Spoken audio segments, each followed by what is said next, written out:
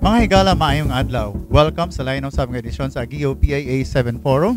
Hatod kaninyo sa Association of Government Information Officers, Philippine Information Agency, and of course sa DYMA Radio Filipinas o sa MyTV Cebu Channel 30. Kini si Bob Cabardo sa ngalan sa mga nagdala ning maong programa uban ni kami ninyo sulod sa usa ka oras ning atong programa Agio PIA 7 Forum. Karong adlaw atong pagahisgutan ang kabahin sa National Resilience Month. Kini base sa Executive Order number 29 nga gipirmahan ni President Rodrigo Duterte ni adtong Hunyo 28 sa nigang tuig. Ug mao man gani nga karong adlaw atong mga bisita ang gikan sa Department of Science and Technology, sa Office of Civil Defense, and the National Disaster Risk Reduction Management Office, and of course sa uban pang mga kauban ang nagkalain-lain usab nga mga ahensya sa kagamahanan para mo hisgot kabahin sa mga kalihukan agig pagsaulog sa National Resilience Month ning tuiga. Ang atong tema ning maong tuiga sa pagsaulog sa atong National Resilience Month ato pang pagkahisgutan along with other activities. And so without further ado, akong ipaila-ila ninyo ang kauban ako karong adlaw si Miss Tash Villaflor. Usa ka opisyal ni siya gikan sa Office of Civil Defense. Tash, mayang adlaw nimo. Yes, Bob, mayong adlaw og sa tanang mga viewers nato karong adlaw. So before siguro ta mag-start sa ato ang programa karon, ato unang ipaila-ila ang atong mga bisita sa Okay, gikan so sa atong mga government agencies. okay, kinsa ni to karon, Tash? Palihog ko. Okay, atong unahon ang ato ang amigo sa Department of Interior and Local Government, CON-DILG, si Sir James Andaya. And then pagasundan kini sa atong director sa Department of Science and Technology, si Director Edelberto Paradela, ug not less than our OCD, Office of Civil Defense Director nga si Director Concepcion Ornopia. Mayong adlaw ka natong tanan. Okay, siguro atong hinabion si Ma'am Ornopia being the Regional Director of Office of Civil Defense, mga higala, kung unsay mga kalihukan nato ning pagsaulog sa National Resilience Month. Mayong adlaw, Director Ornopia. Daghan kaayo tabab og naka-line up nga activities So, aning pwede hisgutan nimo, ma'am, kung unsa ning mga kalihukan nga gisugdan nato. Understandably, Hulyo 1 ni Agina, and then karong mga sumusunod nga mga adlaw, unsa pay mga kalihukan nato? Hulyo 1 niagi na siya, well participated. Mhm. Meron tayong binibigay na mga for the first finishers kasi fun run siya. Naatay gihatag nga mga premyo, simple token lang, mga Mhm. t-shirts, and then the due recognition. Nga pasalamat po nga nag-appeal gyud ang atong lalo na mga uniform personnel. Diin to atong fun run, ma'am. Gipahigayon. Dito nato gipahigayon sa Central Command. Very cooperative and supportive yung ating Lieutenant General Atal, Paul Atal. Okay, salamat sa CENTCOM. Salamat sa Sincom talaga. And then ongoing karon, mo pagkahuman aning team writing contest nato kaya na natay team karon which is sa kalang basahon ang nanalo nga team ha. Mhm. Katatagan sa kalamidad ay makamtan kapag sapat na kaalaman at kahandaan. O ato ning hubaron sa sinibuano ang kalig-on sa kalamidad, batok sa kalamidad. Lig-unon yun, no? Kalig-on batok sa kalamidad, atong maabot, atong ma-achieve na siya. Kung kita kumpleto sa tapag kaalaman or knowledge, Okay. kahandaan, preparedness on such calamity. Because as the saying goes, and also preparedness, prevention is better than a pound of cure. Sa sickness pa na siya. Sakto gyud. So mauna ang ato ang tema nga base sa winner of last year's team writing contest nga gitawag katatagan sa kalamidad ay makakamtan kapag sapat ang kaalaman sa kahandaan. Mao gyud. So, yan ako, naka-encourage ko na siya kay doon na may dako-dako nga premyo para sa winner. From Okay. 4A na siya which is 32,000 na siya ang so premyo. 32,000 ang premyo sa maong winner sa team writing contest, no? Unya, ongoing karon ang atong judging process Mhm. para naman sa third resilience mobile photography. Open siya sa all students aging 16 to 22 years old. Mostly college students na siya. Okay. Yung Ano go- sa tapos ang ato ang mobile photography contest? Ang end of submission niya last June 30 pa, Bob. Okay. And Yeah. karon judging na. Judging na siya. Niya ang ang awarding ani during the culmination sa ating resilience Which is month. going to be by the end of the month. By the end of the month. Okay. Oo, lahat ng mga awardees na Pila sila. yung premyo ni ma'am kaning mobile photography contest? Oh, dako-dako di siya. First prize will be given 48,000. 48 mil gid na siya. Niya ang second prize 40,000, Bob. Niya ang third prize 32,000. Kaya daghan gyud mag-participate ani niya. So dako. Dako gyud. Okay. Oo. Pagawas sa NC and OCD para lang maengganyo ang mga photography enthusiast nga mo appeal ning maong contest.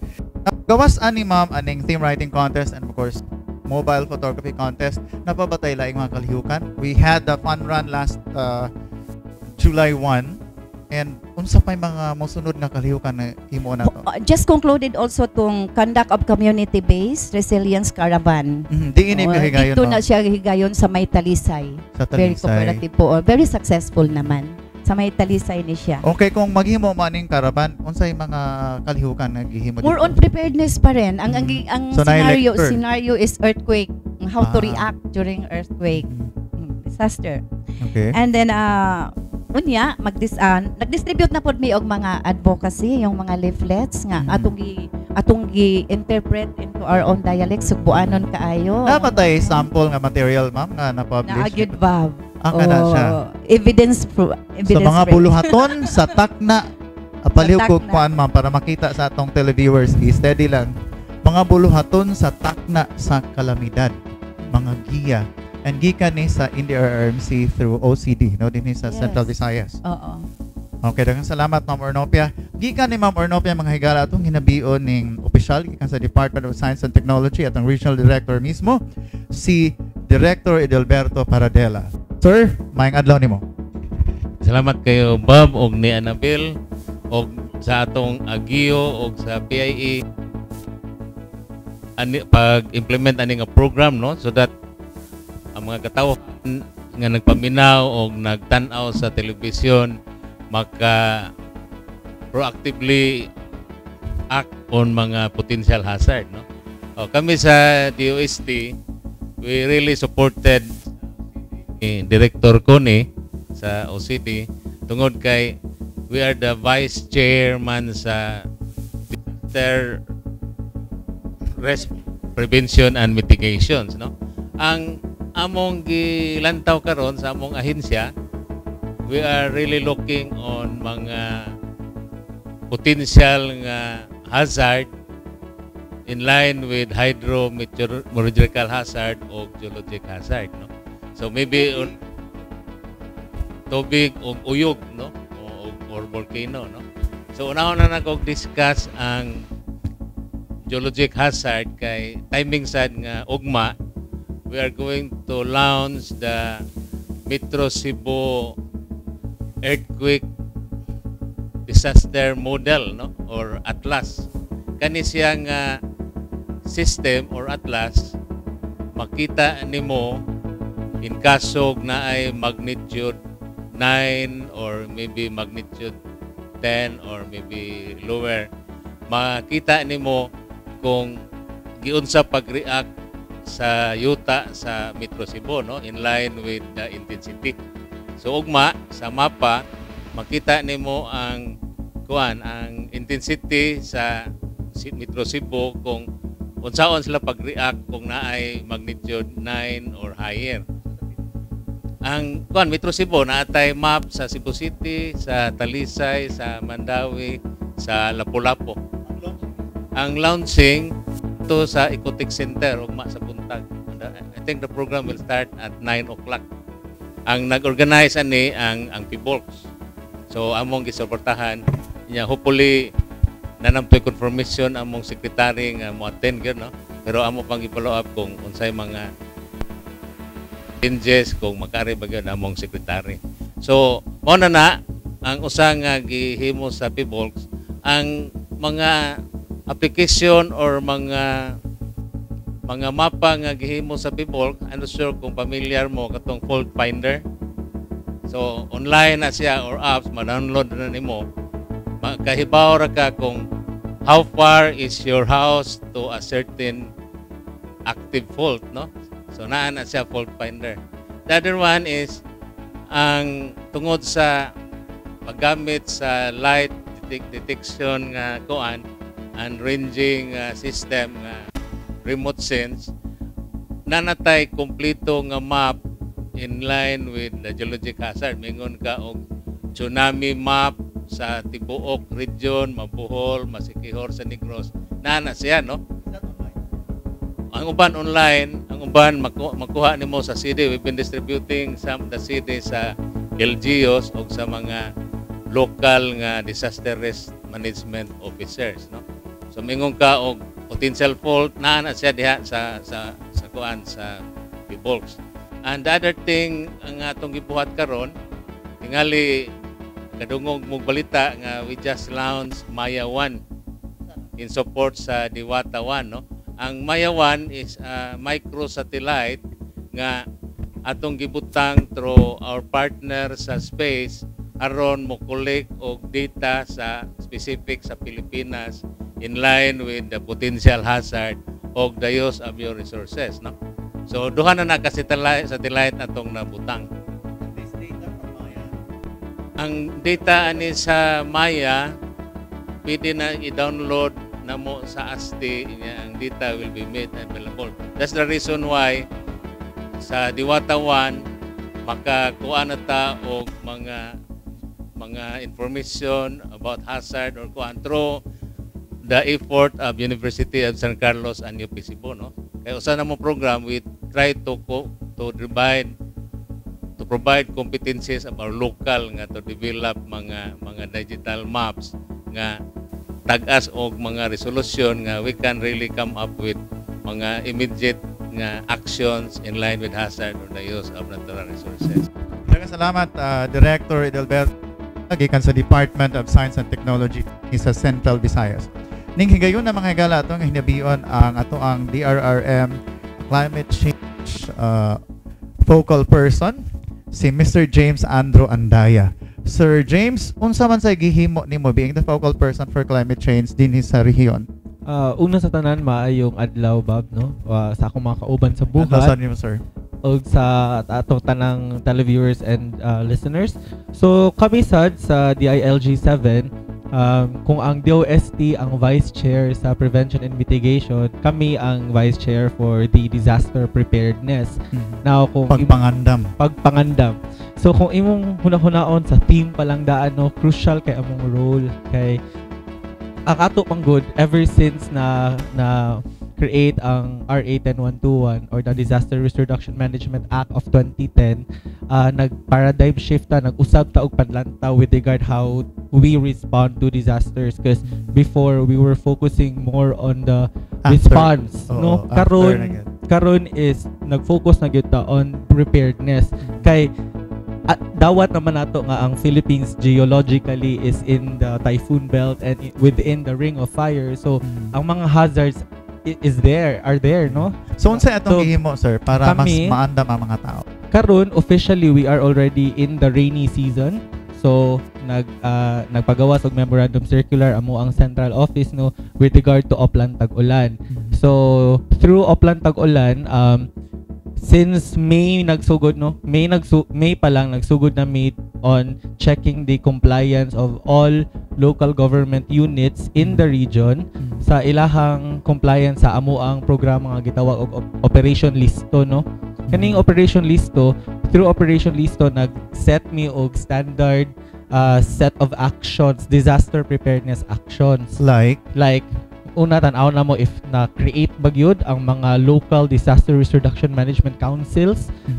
Importante kay ni ang creation sa council, no, kay sila ni ang mga decision makers sa ubos with regard to unsay mga activities nga ilahang pagahimuon dili lang sa preparedness. Who are the members of the local disaster council, sir? Well, first is gihead gid ni siya sa atong local chief executives. So kaning ato ang DRM council dili lang ni sa city, munisipyo but down to the barangays, no? Mhm. So it's headed by the mayors and If it's municipal level, mayor, and Yes. city level, but then Mm. barangay level, barangay punong kapitan. barangay. Yes. Okay. And then ang mga members ani is first we have the councilor, no, na nakatutok sa disaster or the DRRM. And then ang pinaka-importante nga highlight sa membership is ang mga members nato from the CSOs and Kung saan yung CSO, sir? civil society organizations.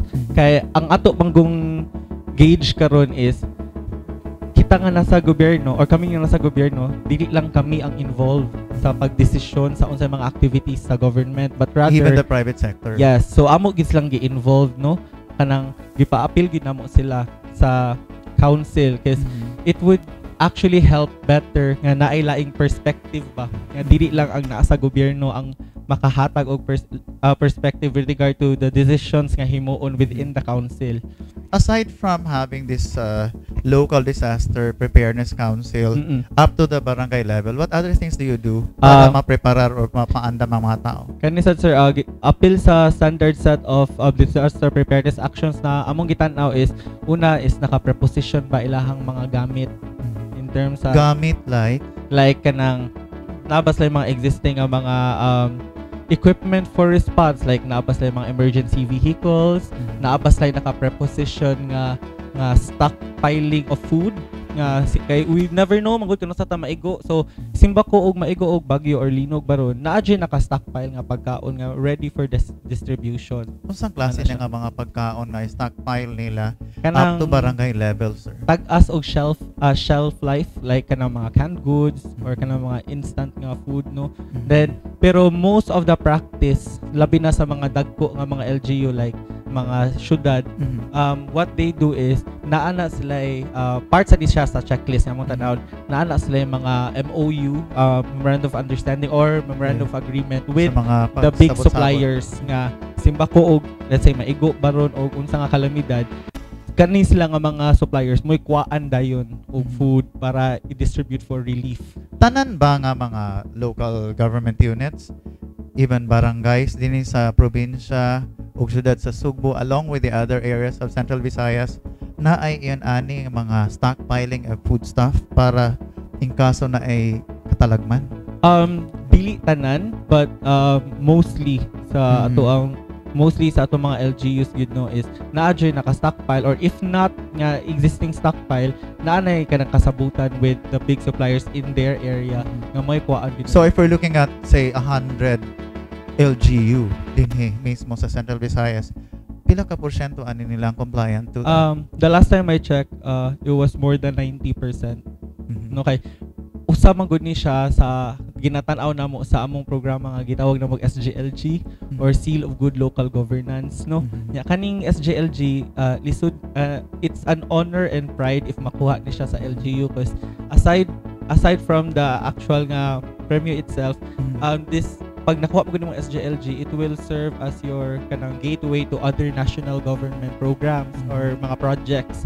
So, usa sa tanaw naman sa SGLG is usa ka criteria niya sa disaster preparedness. Within that katong mga set of disaster preparedness actions nga amo sang ginatan-aw. So usa na siya. So mostly sa mga LGU ni comply gyud ana. Okay. So stockpiling, we have local disaster preparedness councils. What other things do you do?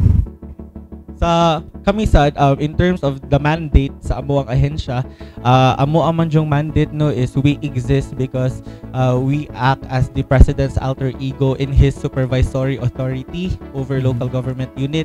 So as DILG, main ginamo nga trabaho is to capacitate, no, pagtudlo sa ato ang mga local government units.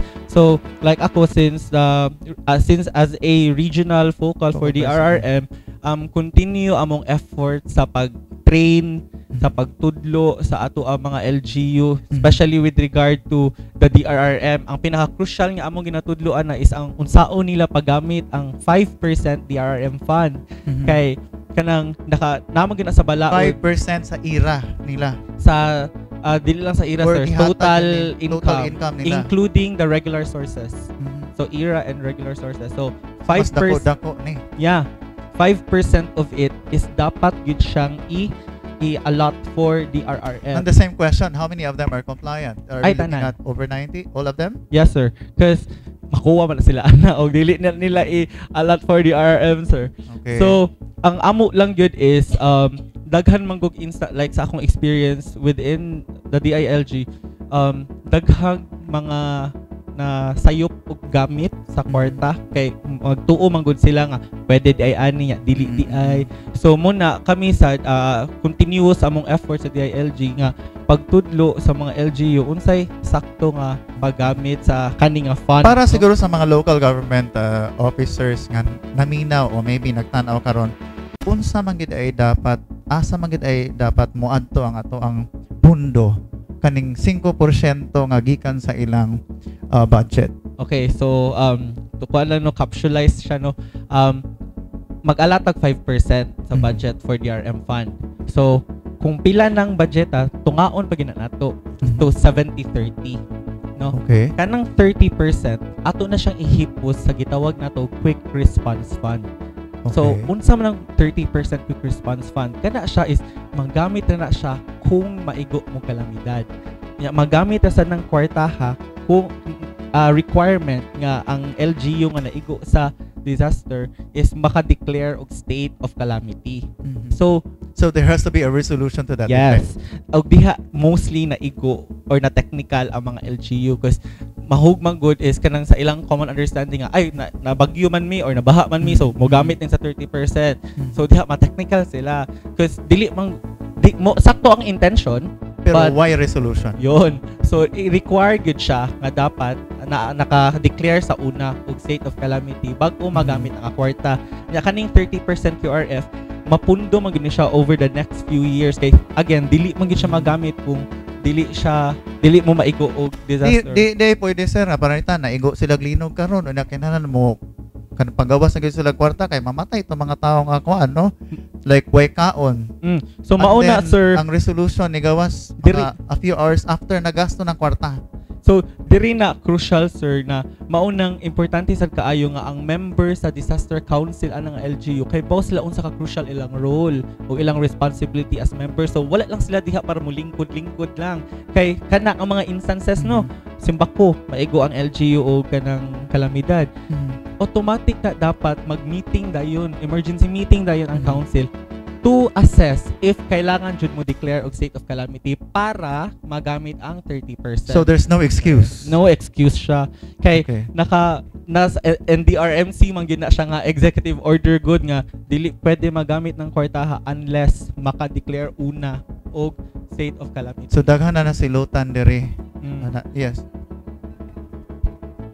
Okay, criteria daw to declare state of calamity. Yes. How, to what extent pa ang damage? So far no, as far as I remember natin upat ka criteria sir. Ay, Okay. lima sir.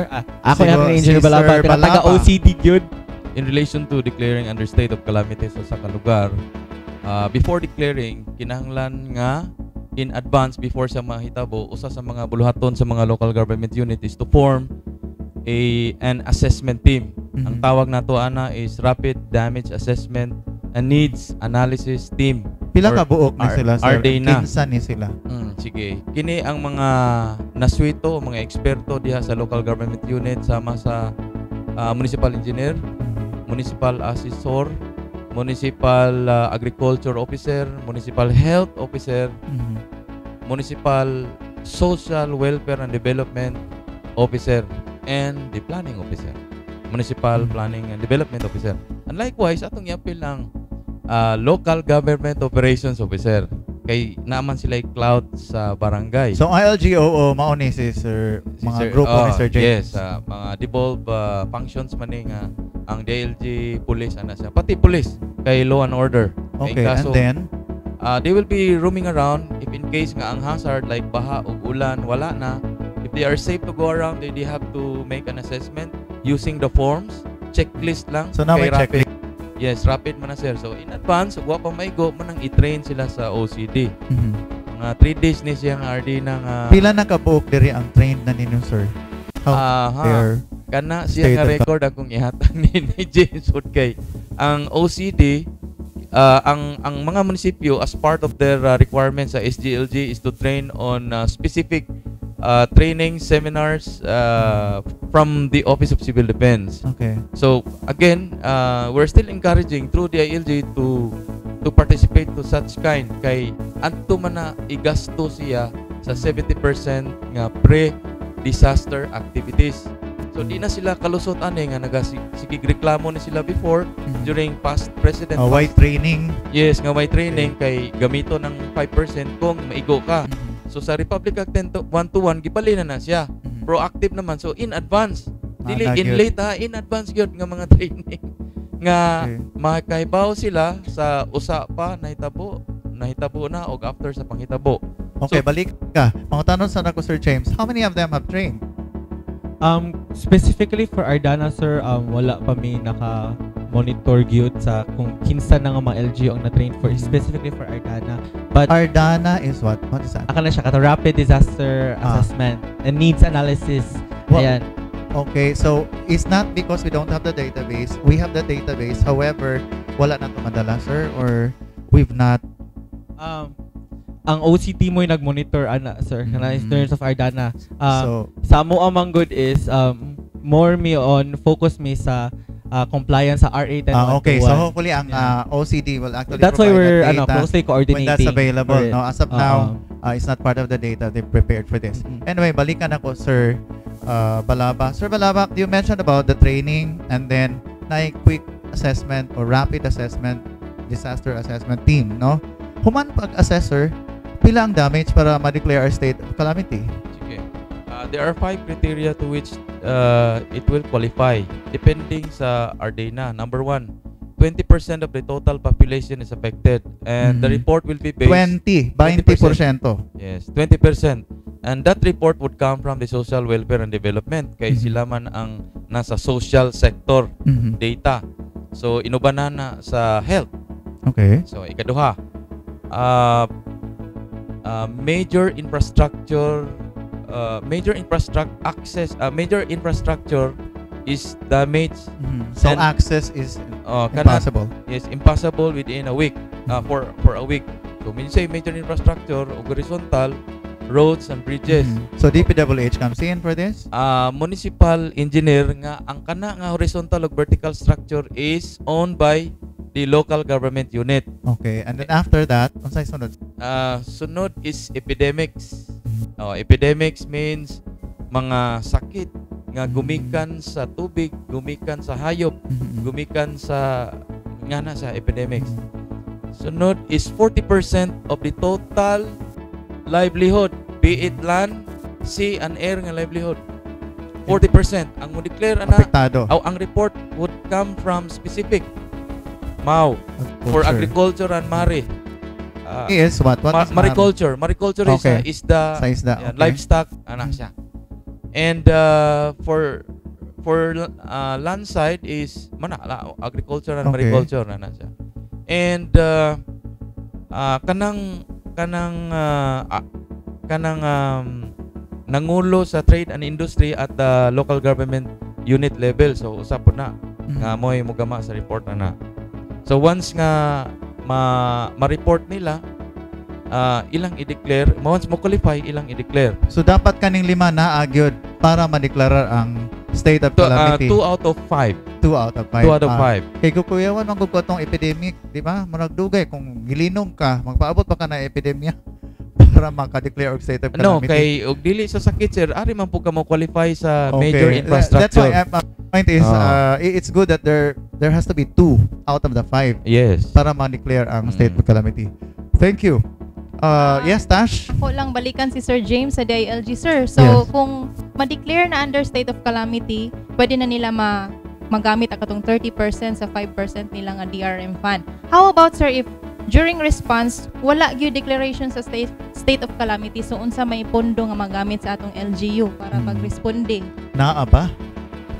Actually naasad sir kay, di ba no, balikan na to ang DRM fund, ang pagtunga na to ana 70-30 man. So kanang 30% ang quick response fund para lang if yun nga maigo tag disaster nya naka-declare ang state of calamity. So sa 70% amo tong giingon ni Engineer Balaban no na pre-disaster activity. So part of which is diha sad nato pwedeng masulod atong pag make sure nga natin mga stockpiling of goods kay kanang naatay ready ba na igmaigo ta naatay gamit dayon or mahatag dayon nga release. O doon naman yung mga pilosopo ko na nga pre-disaster. Naigo na ganimig disaster, mag-pre-disaster pa ta only because there's no declaration of state of calamity. So, exactly mo na atong mindset na ganahan natong not impose but among gi-encourage sa tanan no nga kanang kita geologically manggod iguunon gyud ta og hazard. So mo nang kami sa government no, especially OCD kay ilaha man jud ning specialty no, nagsige na jud mig paningkamot sa pag provide mga awareness measures sa atong mga tao na ang i-mindset ginato in terms of how we react to disasters is maigo gyud ta. So mo nang mangandam ta kay para ug maigo ta ang atong target is zero casualty. Okay, daghang salamat. I think at this point Tash atong i-open ang floor for questions from the media. We have friends from the media. One of them actually came here so early. I'm Angie Saniel from DYAV. With regards to preparation lang sa katalagman nato, we know we have problems sa supply sa bugas karon with the NFA, and I think wa pa napod-apod ang para sa LGU, sa DSWD o in preparation. Unsa man ato ang pwedeng buhaton ani ma'am? Or sir. So ang gusto nimong pangutanon siguro mo ma'am si Ma'am Ornopia o niya. Sa atong supply sa bugas karon o ang atong DA nag-assure nga naa sila enough rice to provide sa atong mga lumulupyo. Ya, pwede po gani kuno ta mo palit dito according to the announcement mo palit ta mismo mga government employees. Allowed ta nga 10 kilos for 38 pesos lang katong brown rice kay ila man ang encourage kay more nutritious daw na siya. Mag-request lang daw ta sa ila sa DA, nag-assure tong atong director dito nya kung ilan mo ka personnel dire times 10. Nya at the rate of 38 pesos per we have enough, more than enough. Kaya lang may mga misinformation na shortage na mga kaya pinopromote po nila nga ma-disseminate na we have enough, ma-assure talaga ang public para walang public panic panic buying. So now ma'am, naana tay supply sa We have enough. Yun, Yes, we have enough na. rice. Meron tayong mga hub, mga centers kung saan naka-stock. Assured niya yun. Gawa sa among role as disaster prevention mitigation, we are helping the other thematic groups sa OCD disaster, no? So talking about mga supply sa pagkaon, in kaso magnihit gyud ang humay or bugas, work with the SWD in coming up with long shelf life nga produkto og long fiber, no? So may product karon nga naa sa bodega sa DSWD with constant monitoring and evaluation to the extent sa shelf life. Karon taas na gina sa shelf life, no? But we want to be it more longer. So nanatay mga champurado nga product na nasa nga makaon dayon ba. So di na kinalang inito kung bugas ka mangita pa magkakahoy isugnod. Unya in kasog bagyo basa man. So dugay kay musika, no? So mga instant na nga pagkaon. The other one nga among gitanaw karon kaning pan nga munay. So we develop tie up na sa mga dagkong bikiri diri sa Cebu ug sa Mindanao nga once nga nanay produkto na siya instant nga mahatag nimo sa kuan nga makaon, no? So mao nang usa among gitlantaw sad. So pwede rag in kasog walay humay o rice natay substitution na. Angie, napangidugang? Wanay dugang si Angie. Yes. Wang from DYRF. Sir, kanang mobalik lang ko gamay ni Master Paradel. Nakatubit ang inyong ilusad ugma. Unsa to siya kamahinungdanon sir labi na dinhi sa tua sa Central Visayas. Kuan ni siya kaning gitawag ni siya og Metro Cebu Earthquake Hazard Atlas, no? Ang kani siya nga information magkakaha ka og kuan mapa nga palitan maigo ang og linog ang Cebu or kay Metro Cebu man no ang Cebu ang magnitude 9, no? Tingali familiar mo magnitude o intensity.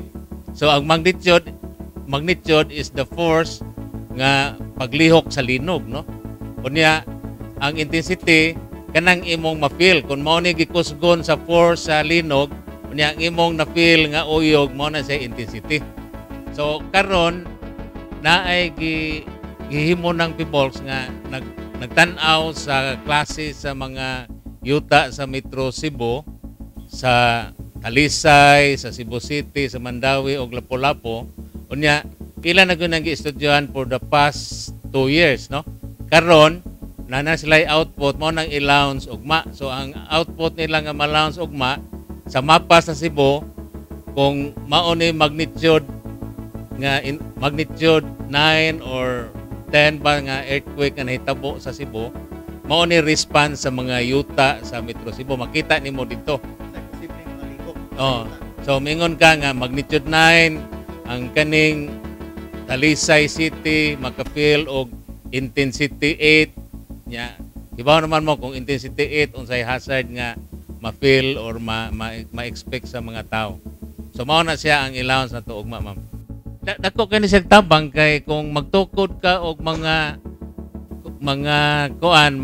low rise lang building, ikay engineer, ikay tag-iyas, kung local government ka sa land use mapping, so na-apply nimo building permit, ma-check na nimo fully ang design sa structure sa imong building, how the building will respond to that particular magnitude or intensity nga linog. Herty Lopez sa Super Balita Cebu. Sir, ako lang follow up ni Wangwang. So would this mean nga makita na to asa dapit ang fault line nga maigan if ever maigo ang linog diri sa Metro Cebu? Pagkakaroon na nag-define nga asa fault line sa Cebu, no? Sa Cebu Island. So I think sa south na ay duha ka active fault, unya sa Metro Cebu nga area na ay duha, unya dito sa northern na sa Bugo ug dapit sa Medellin. So mao na nga sila'y gihimong simulation nga kung malihok ang fault, usa ka fault sa Metro Cebu, sa Southern Cebu, kalimot lang kung sa tungangan, mao ni siya intensity nga mo ma-feel sa mga tao sa Metro Cebu. Nico Sereno, GMA7, nakay question? RD, yung Atlas, asa man na can anyone mapalit na siya or makuha? Di, ugma i-launch na to, no? So they are producing maybe limited edition lang una kay ibaw ka ang funding sa gobyerno di mo dali ba, no? So dili ko ka-commit kay ang nag-host ani ang Peoples, but I have to text sa in charge nga kung pwede kung kinsa tong mga media nga naugma maka-avail na sa Atlas, no? Among siguro ono, pero ngadto will be putting this particular Atlas online na aron din na kayo lisod pag access sa information. Yes, Nico, natapos. Di kung reproduction marang naam na FPR. So either mananghid ka, no? Or maybe a group can develop tie-up with Peoples, then do something, mga MOU ba nga you can reproduce. RD follow-up. Kinsa man gi-priority nga tagaan atong maong Atlas? Pagkakaroon ang mga priority tingali ang mga LGU as well as mga stakeholders, no? Mga contractor association ba o mga local nga no? Mga media o tanan, no? Kung pwede, kung nalay funding, mahatag ng tanan, no? Mga maybe subdivision, inana. Kay mahal mapag-reproduce na kay kuan man kanang hard copy niya, quality ang paper. So, among plano haron gyud ma-access sa tanan, it will be put that one into online. Pila kaya na, sir? RD, ang budget ani for the 2 years ba kanang pila and then kamoy nag-budget ani? Ang gobyerno through the STP Box, di kay konsito sa funding, but from time to time, mubisita sila sa amo sa regional office to discuss what they have done already, no? We're also happy nga ang PBOLS is really working with us no nga sa region kay namo ko uban na mong partner sad nga kapamilya or kapuso nga usahay dili magpaibaw na mo ba no nya paibaw na lang may kung nanay problema. I think similar experience from other agency. We'd like to thank our guests here for being with us today para sa National Resilience Month celebration. Atong pangayuan sa panapos nga pamahayag si Director Concepcion Ornopia, Regional Director sa Office of Civil Defense. Palihog, On ma'am. behalf of the Regional Disaster Risk Reduction, ako lang awhagon ang tanan nga magtinabangay ta, magsuportahan ta, coordinate each other in order to achieve the theme or the goal nga magkaroon ta ng resilience community. We started from our very own families in complying yung ating mga waste disposal, yung ating kasi mubalik ra gihapon na nato ang epekto kung dili na nato sundon. Daghan na kaayo tag mga ordinances, mga laws, pero wala ma-implement. Karon it's the time na gyud. Strict implementation, and then especially on the sanction, siguro importante kailangan gyud nato na i-sanction. On the part of the governance, strict implementation of the law. Yes. Yes, the law is harsh, but it's a law. We have to comply it. Okay. Doralex Cedrix. Okay, daghang Okay, thank salamat, you. Director Ornopia. Siguro as part sa ato ang pag-obserbar sa National Disaster Resilience Month, awhag lang sa mga publiko ngo kaning DRRM ang Disaster Risk Reduction and Management dili lang ni trabaho sa gobyerno, so kailangan natog participation sa publiko, sa mga komunidad nato no nga let's treat DRRM as a way of life. Bisan gamay nga buhat, maka-contribute na gyud siya para ma-lessen ang impact sa disaster kung tahay na amang gyud moigo nga disaster sa atong lives. So daghang salamat Sir Bob. Daghang salamat sa ating Motash. And so sa ngalan sa atong mga tagdumala sa Philippine Information Agency, Ms. Fayat Rinian at the Regional Director, of course with Ms. Hazel Gloria, and sa iyang mga kaubanan din sa PIA 7.